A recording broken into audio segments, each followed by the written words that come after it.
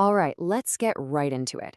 We have all been there, right? You've got this huge deadline looming, and suddenly you have this overwhelming urge to reorganize your bookshelf by color. You know you should be working, but you just can't. Well, what if I told you that has absolutely nothing to do with being lazy? Today, we're going to unpack the real science of procrastination, and more importantly, how you can actually beat it. This right here is everything. Just let that sink in for a second. You're not actually running from the boring report or that difficult assignment. Nope. You're running from the feeling of boredom or frustration or maybe even anxiety that comes with it. Procrastination is really just an emotional escape hatch. Okay, so if it's not some deep character flaw, what is actually going on inside our heads when we choose to scroll TikTok instead of tackling that tough task? Well, the answer isn't about willpower. It's about our wiring.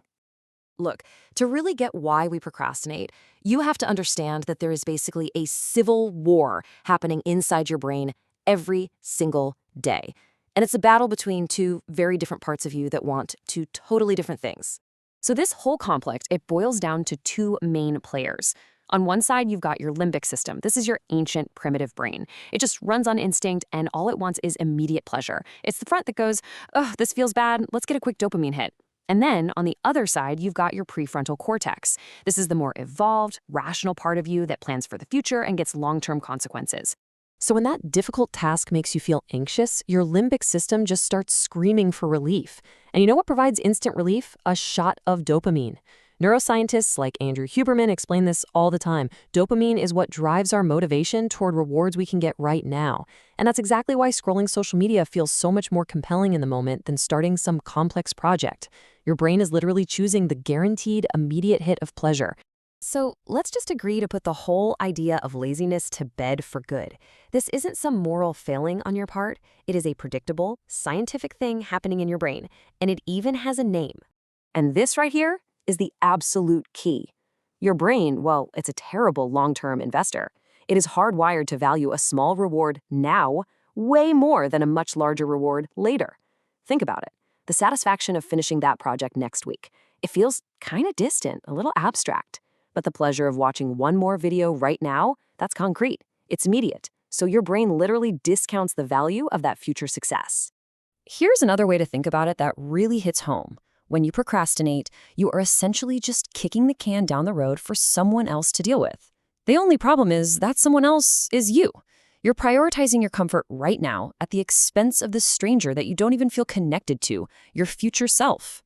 This is the core idea from leading researchers like Timothy Pyhal and Fuchsia Soroes. The urge to put something off is just a coping mechanism. We're trying to manage all these negative emotions, boredom, anxiety, self-doubt that a task brings up. And the easiest way to do that is to just avoid the task itself. Okay, so we get the why. Our brains are basically emotional, short-sighted dopamine junkies. So how do we fight back? Now we get to the practical stuff. Let's talk strategy. We are literally going to use our brain's own wiring against itself. First things first, stop thinking about time management. The problem isn't the number of hours in your day. It's the emotional friction, that resistance you feel when you even think about starting. Our entire goal here is to lower that barrier to entry so that starting feels almost effortless.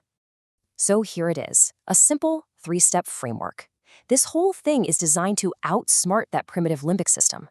We're going to make the task so small it's not intimidating, we're going to give our brain that instant reward it's craving, and we're going to remove the temptations it wants to run to. Okay, so for step 1, you make it tiny. The thought, write the report, is huge. It's scary. It immediately triggers resistance. But open the document? Come on, anyone can do that. It's so easy it's almost weird to avoid it. The goal is to make that first step so ridiculously small that your brain doesn't even have a chance to say no. Let's make this even more real. Your tiny step could literally be just writing a single sentence. That's it. And as soon as you do it, you immediately reward yourself. Not later, but right now. Hack your brain's reward system, listen to your favorite song, and finally, you control your environment. You don't beat distraction with willpower, you just remove it. As people like Huberman suggest, physically put your phone in another room to eliminate the choice entirely. So the big takeaway here isn't just a handful of tricks. It's about fundamentally changing your relationship with your work. And honestly, with yourself. You are not a procrastinator. You're a strategist who understands how your own brain works. If you remember just one thing from all of this, please make it this. This simple sentence, something you'll hear echoed on forums like Reddit all the time, just perfectly captures the entire modern understanding of procrastination. You have to address the feeling, not the clock. So I'm going to leave you with this question. Just think about that future version of you, the one who feels less stressed, more accomplished, proud. What is the one ridiculously small action that you can take in the next 5 minutes that they are going to thank you for? Go do that right now.